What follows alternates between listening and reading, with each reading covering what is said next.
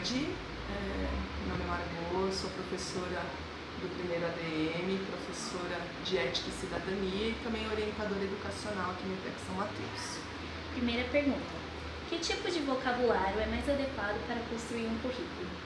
O vocabulário ele tem que ser formal, tá? Um vocabulário de preferência com palavras técnicas, né? Dependendo da profissão que se tem, mas que seja bem objetivo, bem claro e que traga todas as informações.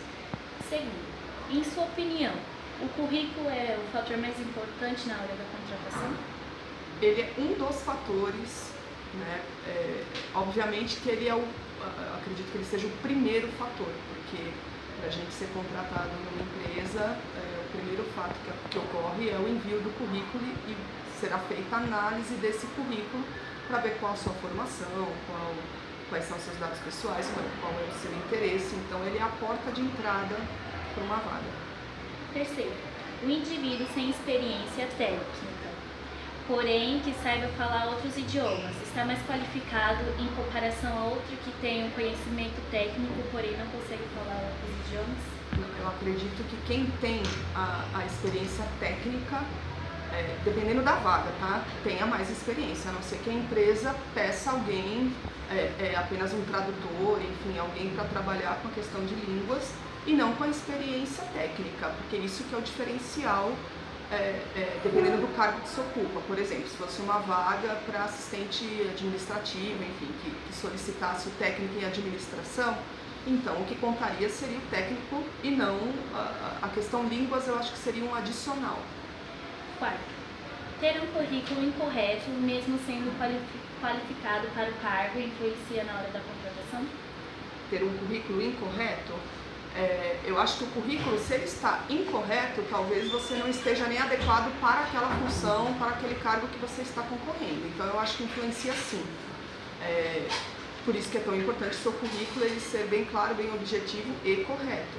Porque senão, de repente, corre o risco de você concorrer a uma vaga que nem você tem aquela experiência ou que não tem os dados que são reais, que dedignam sobre você.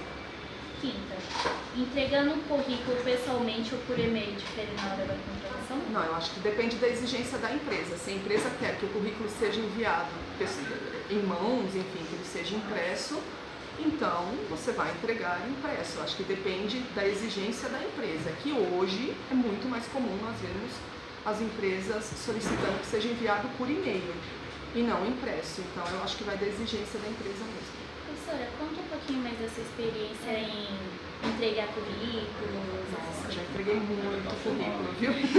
E na época não era por e-mail, porque quando eu comecei a trabalhar muito cedo, né? Comecei a trabalhar com 14 anos.